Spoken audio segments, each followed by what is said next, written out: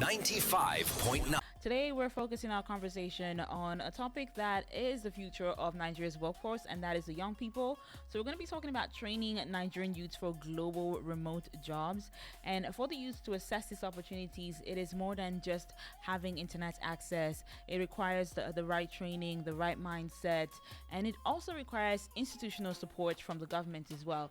So, to help us explore this important discussion today, I am going to be joined, or he's already here in the studio, so not going to be, Soibibo Mac-Roberts, and he is a leadership and development strategist and also a youth advocate, which really intrigued me. And he works in Lagos, Nigeria, basically, and he works with youth development, digital skills, innovation, and also supporting young people to position themselves for global and remote opportunities, which is why he's perfect for the conversation that we're having today. So, boys, great to have you on the show today. Good afternoon. Good afternoon, Antoinette. Thank you so much for having me. I'm so excited that this day has finally come, and I've always been intrigued about the fact that you're a youth advocate, because I don't meet many of those, and I would like to meet more people like you, because a lot of people don't understand that a majority of the people we have in Nigeria right now are people who are in their under 30 and also maybe like in their 30s. They're like the younger generation, and they make up our current labor force right now. But it's very, very important for us to really understand that. So from your perspective as a youth advocate, right, why do you think training Nigerian youths for a global remote job, why do you think it's important now more than ever? Thank you so much, Antoinette, for having me, and I really appreciate your passion for youth. It's obvious, it's palpable. All right, so your question is, why do I think it's important to train the Nigerian youths for the global workforce? Especially now. Especially now. Yeah. So when you check the population spread of Nigeria, over 70% is below 25 years of age. As a matter of fact, 40% is below 14 years. Below 15 years, that's 40% below 15 years of age. Yeah. What we mean by that is that more than majority of Nigerian youths are the young population, and that is the most energetic population, that is actually the workforce. But what is most intriguing about this fact is that in 2050, 1 out of 3 youths is going to be a black person, and most likely Nigerian. Yes. By 2050, 1 out of 3. That means the global workforce will be largely shaped by not just black people but Nigerian. So, but what is challenging about the statistics is the fact that because we have a very young population, we're in a season that demographers call demographic window. Normally, it's usually a season between 20 to 40 years when the population is very young, but it poses an opportunity and challenge to a given group of people, either a country or states. Because if you don't train these young people, they become a menace. Just imagine you have Nigerian population is about 220 million, roughly about that. Yeah. Just imagine now that you have over 150 million people who are not guided rightly. That will be so chaotic. Are you saying that also contributes to why we have insecurity problems in the country? Obviously. Okay. Obviously. So, but now imagine that if we train them rightly, that means we have over 150 million people who are ripe for the workforce. That means Nigerians will be represented across all continents in the world, everywhere, in all industries. Just imagine what that will happen of our economy. Imagine what will happen of our country when a Nigerian is leading in the different sectors of the world, everywhere. Okay, I want to talk about remote jobs here, but from what you have just said, an idea just came into my mind. I feel like we should talk about it a little before we go back into the job market. So you just mentioned that we really do need to train the younger generation because they're a majority of us. Yeah. Does that also translate to leadership? Do you think having a young leader, maybe not so young, maybe somebody in his or her 30s, 40s, would be able to get us to where we need to be? Because obviously we need a younger visionary to be able to plan for young people rather than someone who's elderly. Okay, Antoinette. I'll rephrase what you said. We need a youthful leadership, not necessarily a young leader. Okay. What I mean is a leader who's youthful, who thinks like a young person, who thinks about the youths. Because most times a young leader, like in terms of young leader in age, might be cultured by those who are already old, who just repeats So the person is not a youthful leader. Yes, we just repeat the circle, just reinvent the wheel. So we need someone who's youthful, who's progressive, and who thinks long term. So, Okay. so a young person can fit in, an older person can fit in that space, but definitely we need somebody who's youthful. Okay, thank you very much for that. So now let's talk about the global remote jobs. What are the most accessible remote jobs right now for Nigerian youths? Uh, Nigerian youths, we are faced with numerous opportunities online. Mm. All right, let's understand what a remote job is. A remote job is simply working, uh, utilizing tools of technology to work for institutions that are not necessarily in your locality. Mm. So you can be in Lagos, you're working for a company that is based in Accra. You can be in Lagos, you're working for a company that is based in Johannesburg. You can be in Lagos, you're working for a company that is based in Sydney, Australia. So that's what a remote job is. So we have so many remote opportunities. There are remote job in virtu- virtually all industries, ranging from technology to creative, even real estate. Mm. Okay, let me say, like in technology space, of course we know this is common. Uh, Development, web and app development. We have cybersecurity. We have um, There's programming as well. programming. Virtually all what you do online is built. The people build those infrastructure. All right, that is one aspect. There's creative economy in the sense of writing, editing, content creation. There's real estate in terms of hosting of apartments. There's Airbnb hosting. I have a friend who help homeowners in the US, help them serve as hosts to their apartments. He's based in Owerri, Imo State, but he's helping people who are miles away to help them put out their Airbnb apartments online, publicizes, gets clients to them, and help them to make them understand how to live there. So there's virtually whatever, anything you can think of, you can find a remote opportunity for it. Okay. All right. And again, agriculture, there are remote opportunity for it. For example, marketing, agricultural products need marketing. So whatever you're thinking of, or whatever aspect your skills are designed towards, or whatever space you currently have a skill in, there's a remote opportunity for it.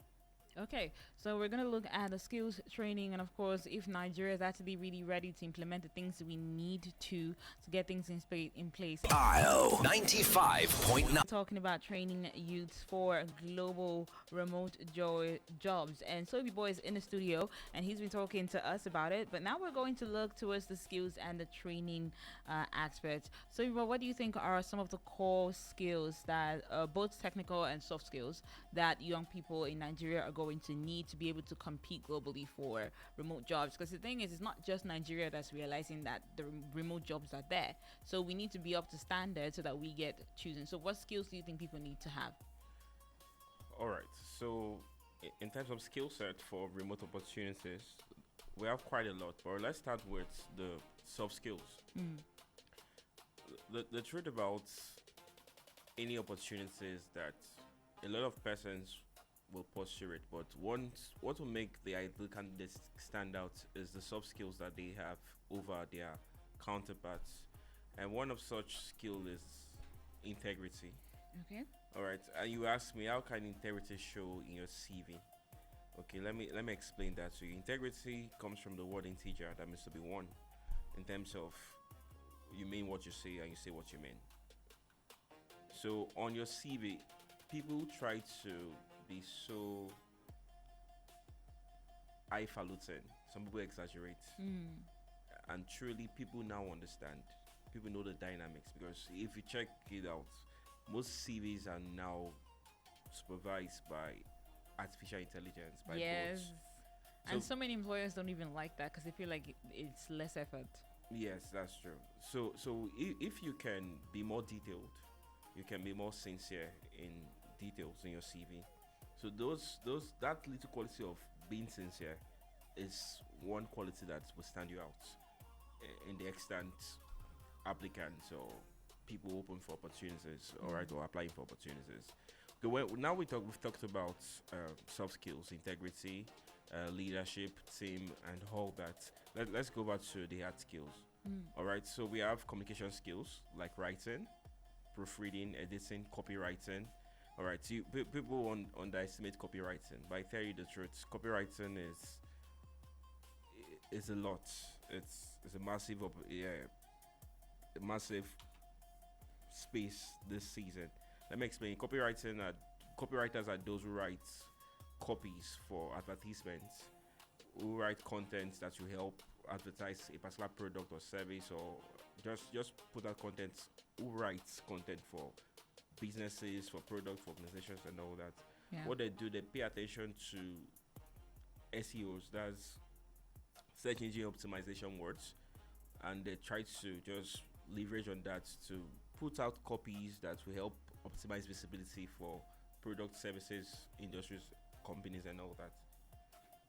That is a major skill, because if you can learn that, you can apply it to just about any industry, in tech, in real estate, in agriculture, in manufacturing. They need copies, because everybody at the end of the day is in the business of sales.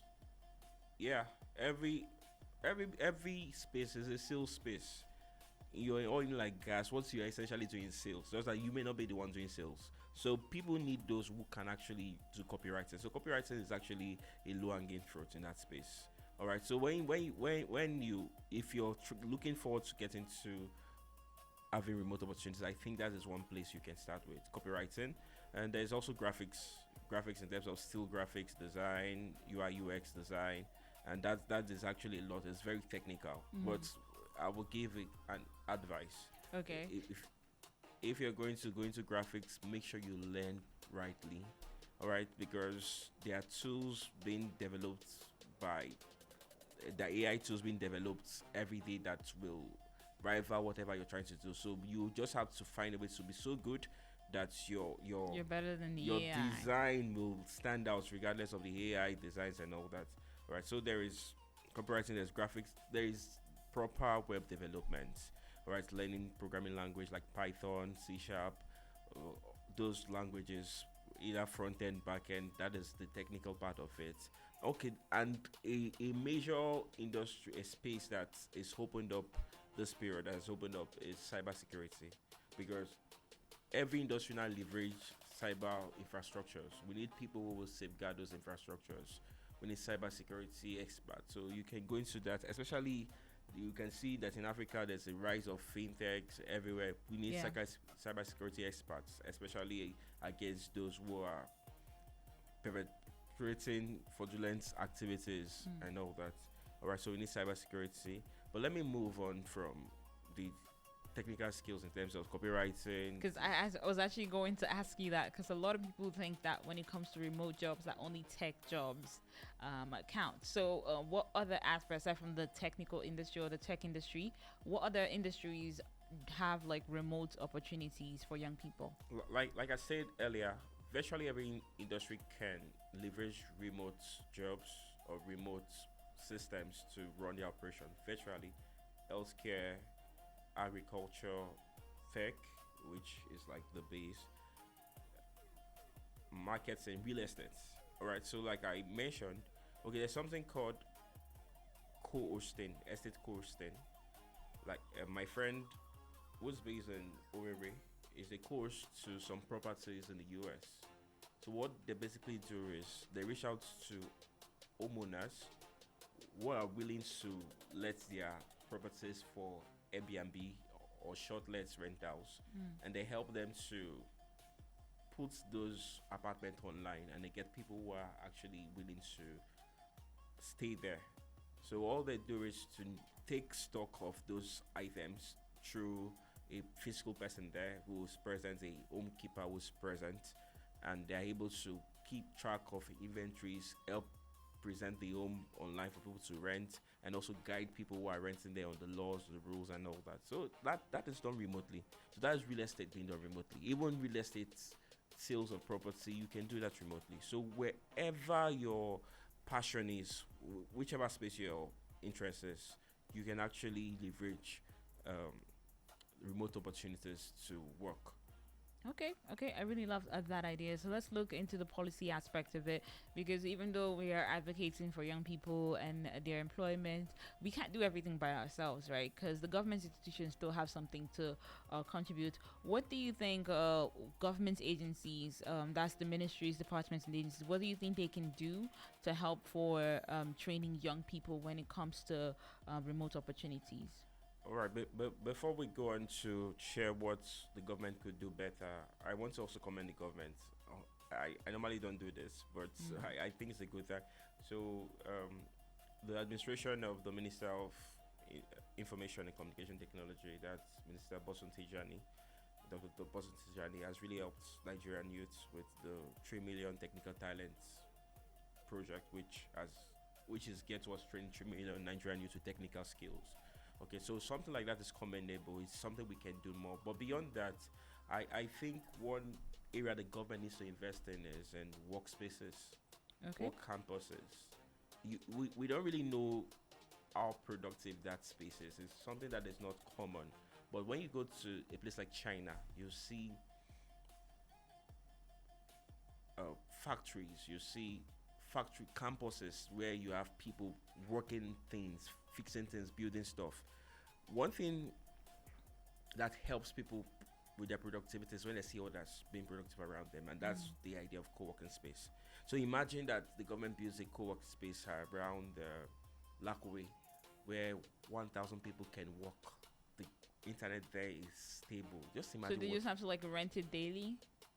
the government can subsidize that greatly. Okay. So that is one.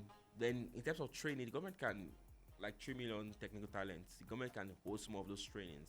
But I beyond just train, provide infrastructures where they can actually work, because we have a light problem. We are still dealing with Electricity, internet. internet. We are still having connectivity problem. I know there is a move towards increasing the broadband connectivity. There's already that policy and is on is been As long as it doesn't involve that brand from South Africa, I'm good. But go ahead. all right. So that is one. Build campuses, work campuses, trainings. But a major place where the government could really help us is in our formal education system. Okay. Yes, we should introduce in our curriculums from basic education system, the UBE, to our secondary education system. We should introduce art skills as part of the basic trainings. All right, so as much as we learn the mathematics or the quantitative reasoning, all those things, there should be a skill you're being taught. There should be a niche that you're being built towards, either design, tech development, sales. Sales is actually key skill. I think everybody that should be compulsory.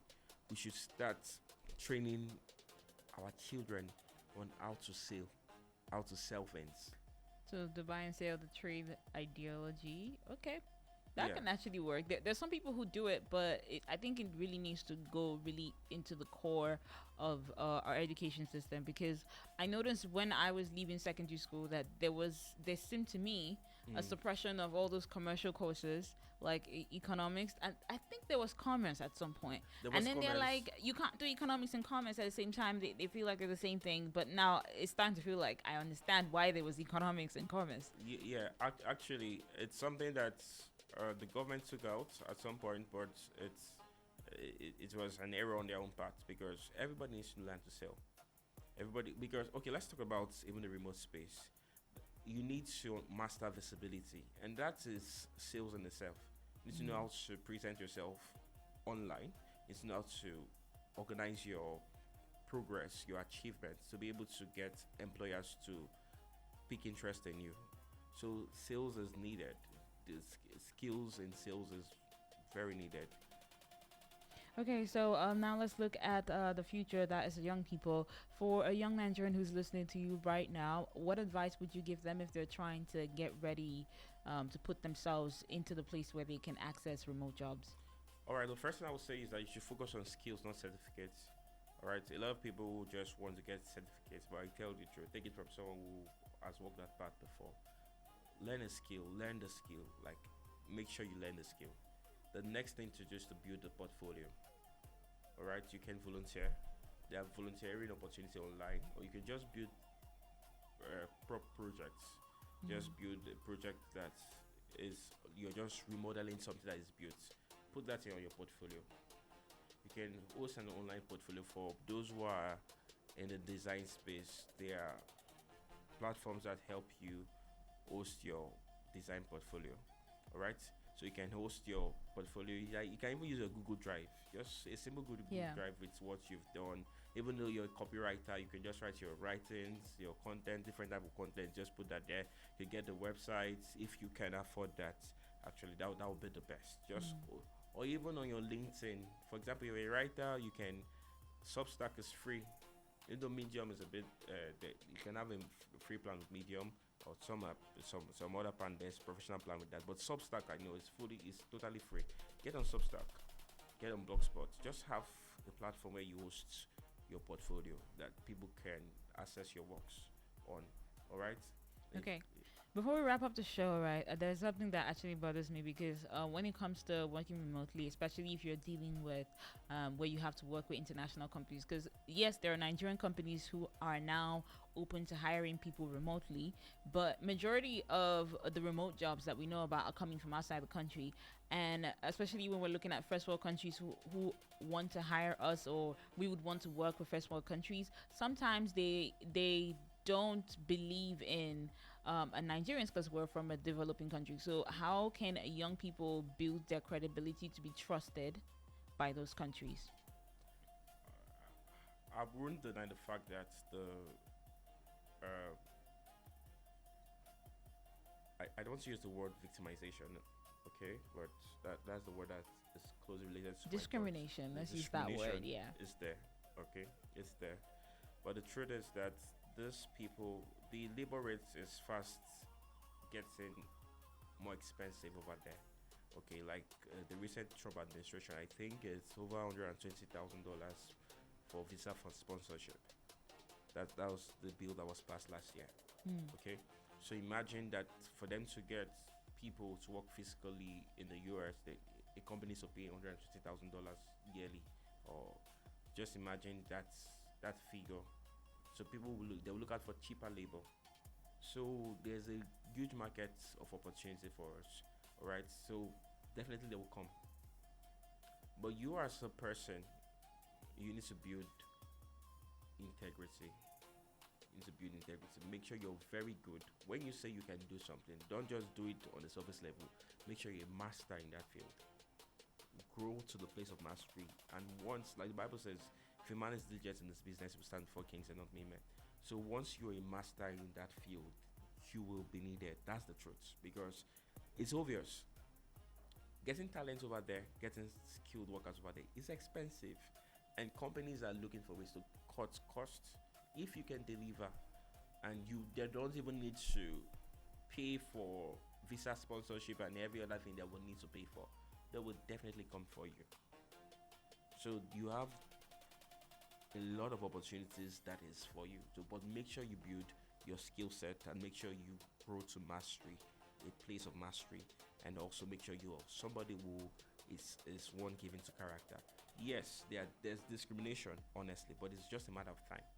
Okay, thank you very much, Soibibo Mac-Roberts, for giving us the beautiful insights for training young people for global remote jobs, especially the young people in Nigeria. It was a pleasure to have you on the MDA Spotlight today, and that's what we're going to call it a wrap. IO 95.9.